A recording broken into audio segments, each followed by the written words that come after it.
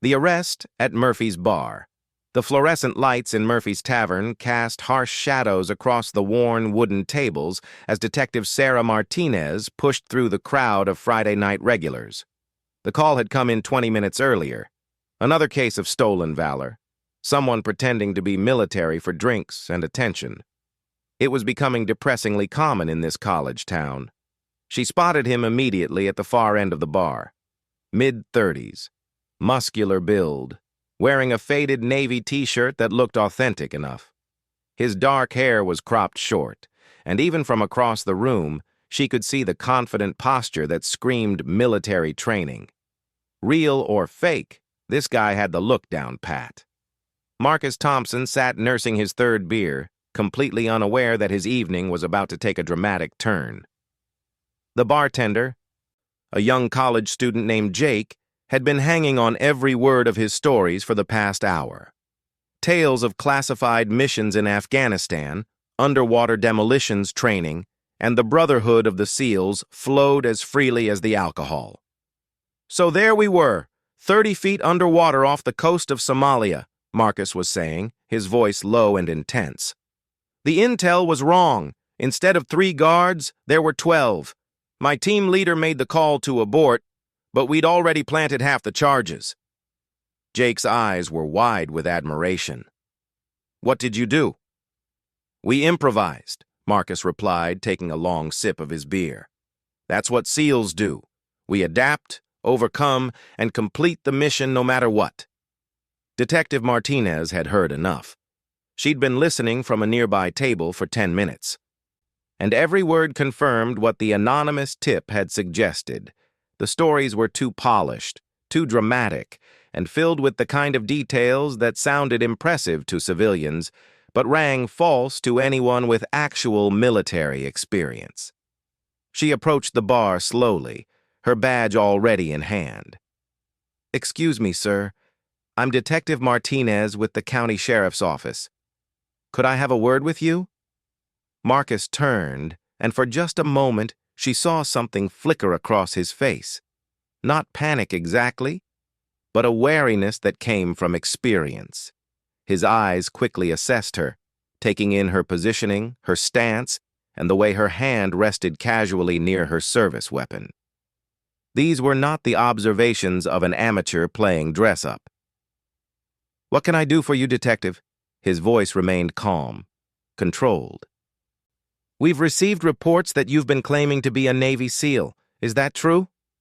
The bar had grown quiet around them. Jake stepped back, suddenly uncomfortable with the attention. Other patrons turned to watch the confrontation, some with their phones already recording. Marcus straightened on his stool, meeting her gaze directly. I am a Navy SEAL. Can you provide any documentation to prove that claim? My wallet was stolen last week, he said without hesitation. ID, military cards, everything. I filed a police report. Detective Martinez had heard similar excuses dozens of times. Sir, I'm going to need you to come with me to the station. We can sort this out there. Am I under arrest? Not yet, but impersonating military personnel is a felony in this state. I'd prefer to handle this quietly. Marcus nodded slowly, pulling out a $20 bill and placing it on the bar. Thanks for the drinks, Jake. Sorry about this. As they walked toward the exit, Detective Martinez noticed how other patrons moved aside instinctively. There was something about Marcus's presence that commanded respect, even in this humiliating situation. His posture remained straight, his movements controlled and purposeful. If he was acting, he was extraordinarily good at it. Outside in the parking lot, Marcus cooperated fully as she conducted a brief search.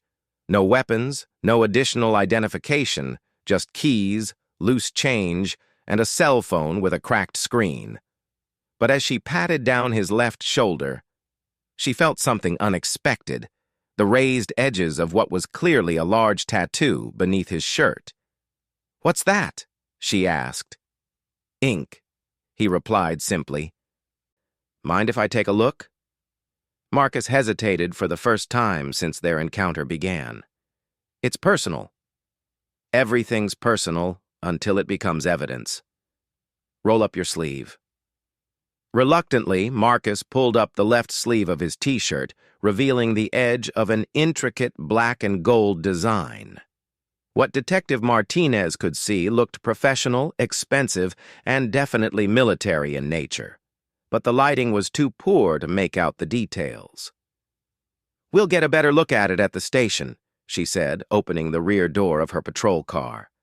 The drive to the county jail was conducted in silence.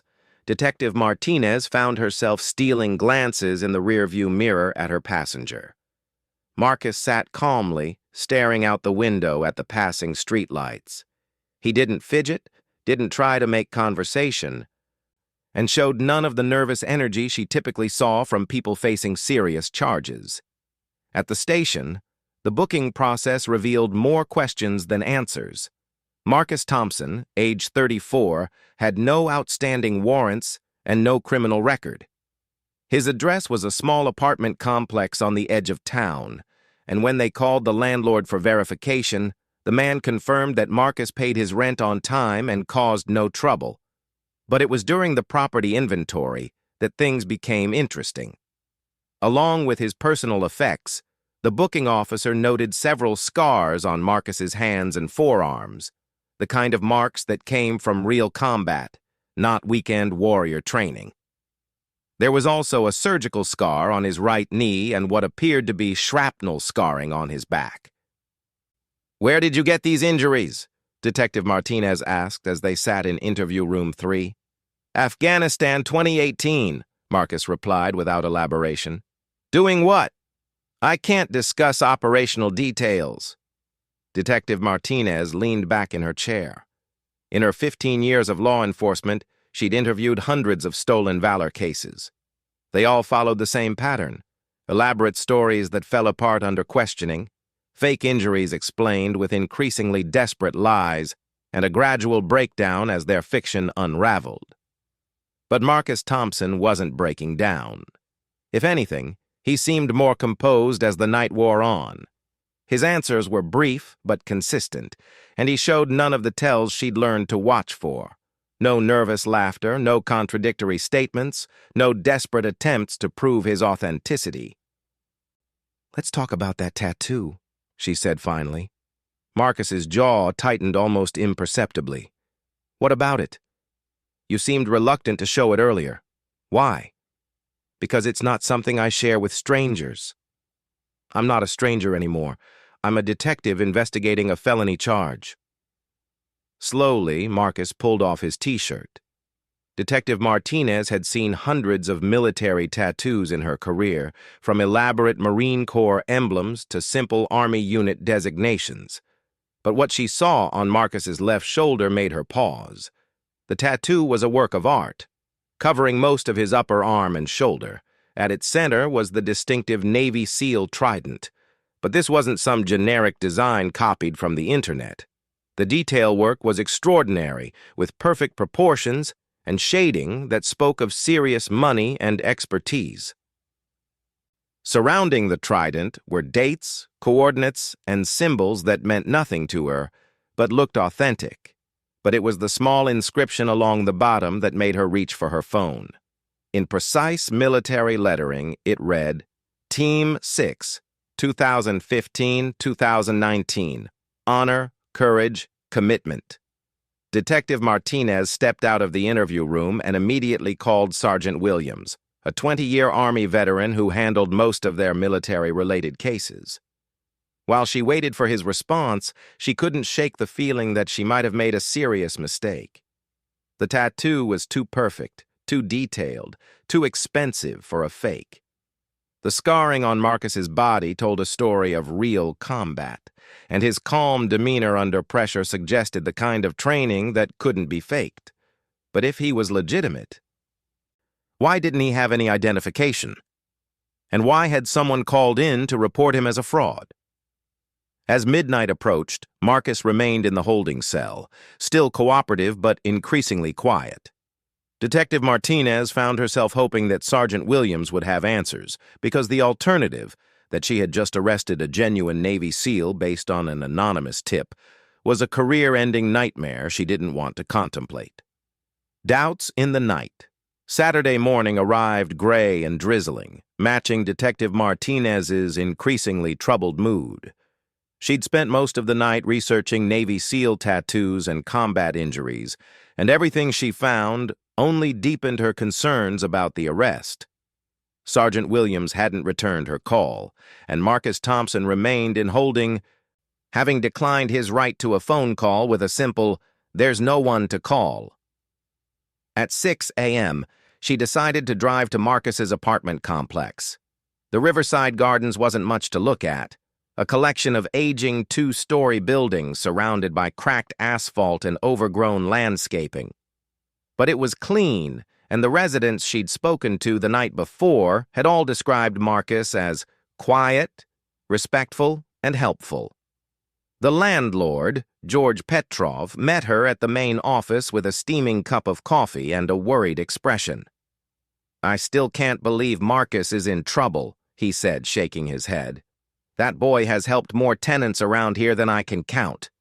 Fixed Mrs. Chen's plumbing, helped the Rodriguez family move their furniture, shoveled snow for the elderly residents all winter." "How long has he lived here?" Detective Martinez asked. "About 18 months. Moved in right after New Year's last year. Paid 6 months up front in cash. Never been late with rent since." "Did he ever mention his military service?" George nodded immediately. "Not directly, but you could tell. The way he carried himself, how he kept his apartment, and sometimes, late at night, you'd hear him having nightmares. My wife and we both wondered if he was one of those veterans having a hard time adjusting." Detective Martinez felt her stomach sink a little further. "Nightmares?" "Bad ones. Shouting, thrashing around. It would go on for 20 minutes sometimes. I was going to talk to him about getting help, but he seemed so private." Didn't want to embarrass the young man. The apartment itself told a story that made Detective Martinez's doubts crystallize into genuine worry. Marcus lived Spartanly, almost monkishly.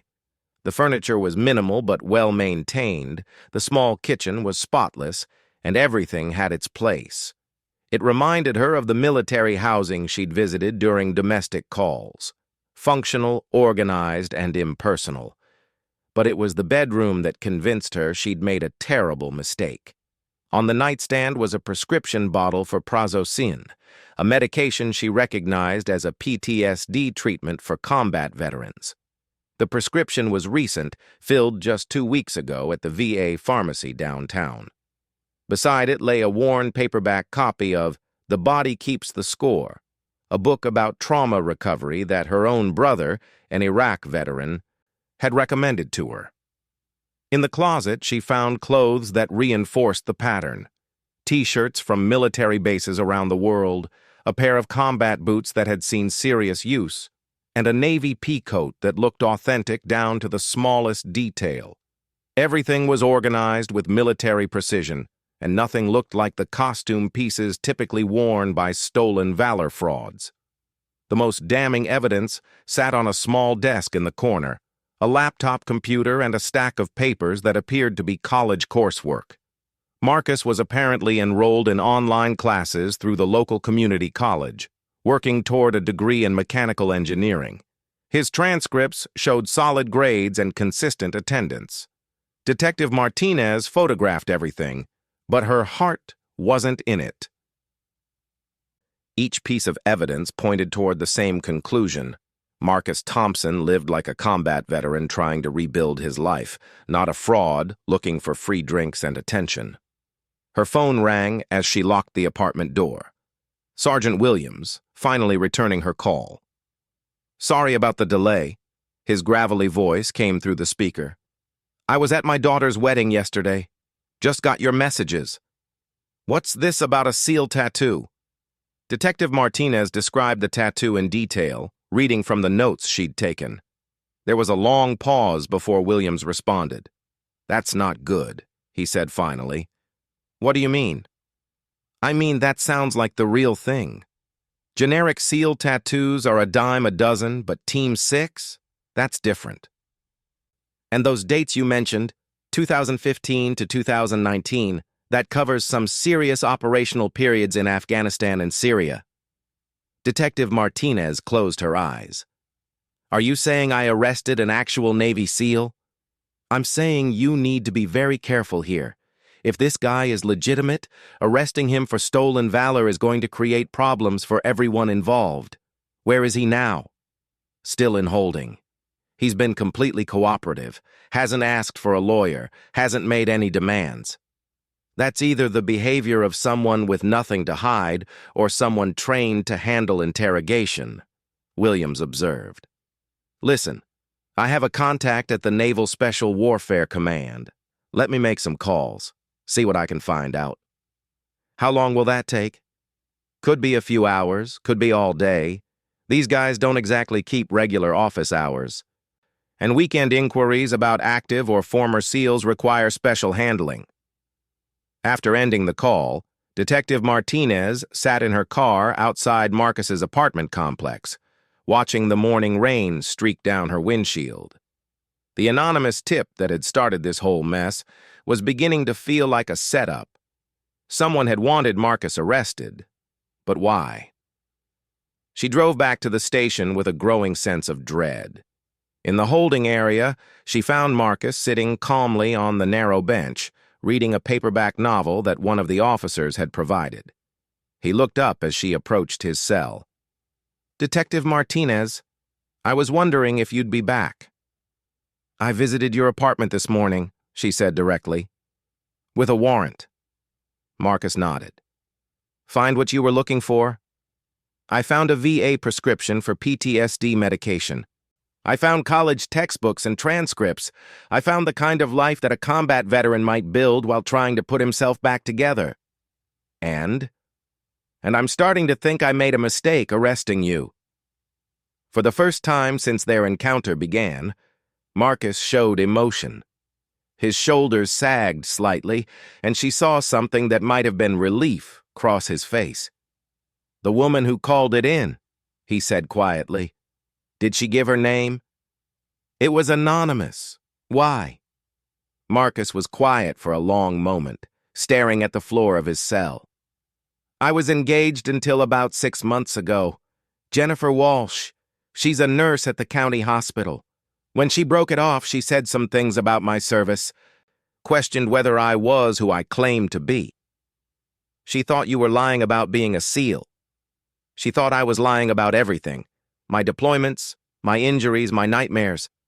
She said I was using my military service to manipulate people to get sympathy and special treatment. Detective Martinez felt pieces clicking into place. You think she called in the tip? I think she believes what she said, and maybe she's trying to prove it. The institutional clock on the wall ticked loudly in the silence that followed. Detective Martinez found herself in an impossible position. She either had an innocent man in custody based on a vindictive ex-fiance's phone call, or she was being masterfully manipulated by the most sophisticated stolen valor fraud she'd ever encountered. If you're really a SEAL, why don't you have any identification? Any documentation? Marcus looked up at her with tired eyes. Because sometimes the hardest part of coming home isn't the nightmares or the injuries. It's figuring out who you are when you're not a warrior anymore. I've been trying to build a life where I'm just Marcus Thompson, community college student and part-time mechanic, not Petty Officer Thompson, Naval Special Warfare Operator. But that doesn't explain the missing ID. My wallet wasn't stolen, Marcus admitted. I threw it away. Along with most of my military documents, my awards, my commendations, I was having a bad week, dealing with some anniversary dates that bring back difficult memories. I made a stupid decision to try to forget everything. Detective Martinez stared at him. You threw away your military ID? I threw away everything that reminded me of who I used to be. I was trying to move forward, but all I accomplished was putting myself in this situation. The honesty in his voice was devastating. Detective Martinez had spent her career learning to detect lies, and everything about Marcus's confession rang true. The self-destructive impulse of trauma survivors, the desire to escape painful memories, the unintended consequences of trying to heal. It all fit with what she'd observed at his apartment. Her phone buzzed with a text from Sergeant Williams. "Still making calls. This is taking longer than expected. Don't release him yet, but don't charge him either." Looking at Marcus through the bars of the holding cell, Detective Martinez realized she was facing the most important decision of her law enforcement career. In a few hours, she would either be releasing an innocent veteran who'd been victimized by his ex-fiance's vindictive phone call, or she would be the detective who let a master manipulator escape justice. The truth would soon come from the Naval Special Warfare Command. But until then, Marcus Thompson remained in limbo. A man whose genuine service to his country had somehow become the source of his greatest vulnerability. The Admiral's recognition. Sunday afternoon brought an unexpected visitor to the county jail. Detective Martinez was reviewing Marcus's case file for the dozenth time when the front desk officer announced that Admiral Patricia Reed was requesting to speak with the commanding officer about a detained suspect. Admiral Reed was not someone you kept waiting. Even in civilian clothes, a crisp navy blazer and gray slacks, her presence commanded immediate attention. She was in her late 50s, with silver hair pulled back in a professional bun, and the kind of bearing that spoke of decades in leadership positions. The ribbons and medals she wasn't wearing seemed to hover invisibly on her chest through sheer force of personality. "I understand you have a man in custody claiming to be Naval Special Warfare," she said without preamble when Sheriff Davidson introduced her to Detective Martinez. "I'd like to see him." "Ma'am, may I ask what your interest is in this case?" Sheriff Davidson asked, clearly intimidated by the Admiral's rank and reputation. "Petty Officer Marcus Thompson served under my command in Afghanistan. If he's in trouble, I need to know about it." Detective Martinez felt her knees go weak. "You know him personally?" "I should hope so. He saved my life and the lives of 12 other people during a Taliban ambush in Helmand Province. If someone is questioning his service record, then either there's been a serious misunderstanding or someone is about to face charges for false imprisonment." The walk to the holding area felt like the longest of Detective Martinez's career. Admiral Reed moved with purpose, her polished shoes clicking against the linoleum floor in a steady rhythm that sounded like a countdown to professional disaster. Marcus looked up as they approached his cell, and his reaction was immediate and telling. He stood at attention so quickly that the paperback novel in his hands hit the floor with a sharp slap. "Admiral Reed," he said, his voice carrying a mixture of respect and surprise. "Ma'am." "At ease, Thompson," Admiral Reed replied, but her eyes were already scanning his face with the keen attention of someone assessing a valued asset. "You look like hell." "It's been a rough weekend, ma'am." "So I gathered."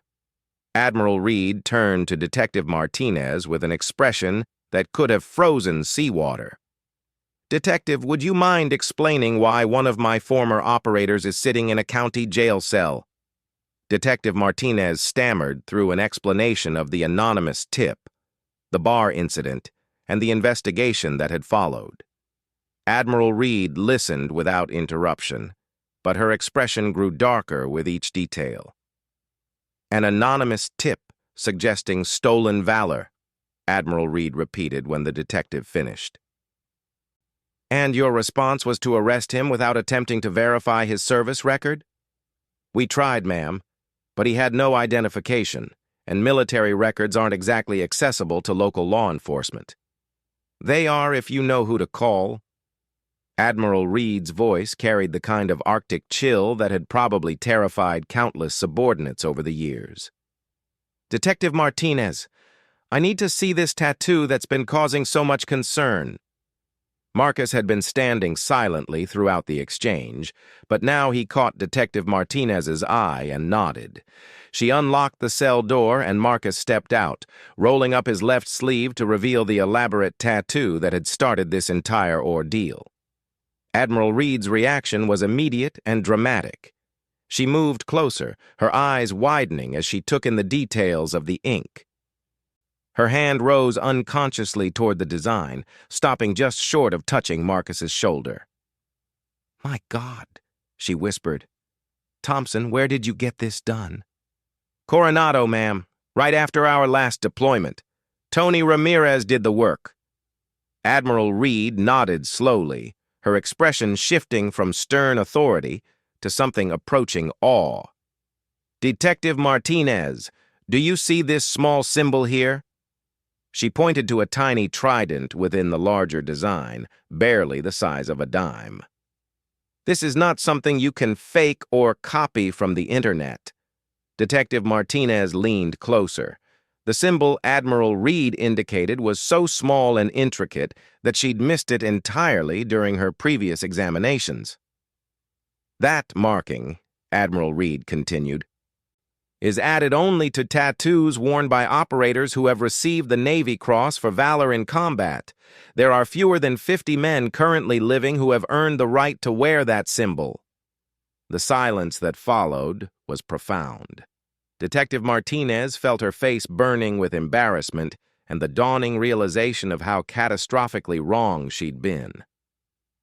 "Furthermore," Admiral Reed continued, "the coordinates embedded in this design correspond exactly to the location where Petty Officer Thompson conducted the rescue operation that earned him that Navy Cross. The dates match his deployment records perfectly, and the unit designations are current as of his discharge date." Marcus remained at attention throughout the Admiral's explanation, but Detective Martinez could see the validation in his posture. For the first time since his arrest, he looked like the confident warrior who had walked into Murphy's tavern 2 nights ago. "Admiral," Detective Martinez said, her voice barely above a whisper, "I owe him an apology."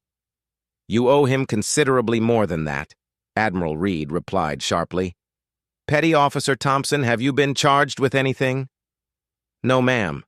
Detective Martinez has been thorough but fair throughout this process." Admiral Reed studied Marcus for a moment, and Detective Martinez caught a flash of something personal pass between them, the kind of shared understanding that comes from facing life and death situations together. "Thompson, what's your current status? Are you getting the support you need?" "I'm managing, ma'am. Going to school, seeing a counselor at the VA. Taking things one day at a time." "That's good to hear." Admiral Reed turned back to Detective Martinez. "Detective, I assume Petty Officer Thompson will be released immediately?" "Yes, ma'am. Absolutely." "And I trust there will be no charges filed?" "None whatsoever." Admiral Reed nodded curtly. "Thompson, do you need a ride somewhere?" Marcus shook his head. "Thank you, ma'am, but I can manage." As they processed his release, Detective Martinez found herself watching Marcus with new eyes.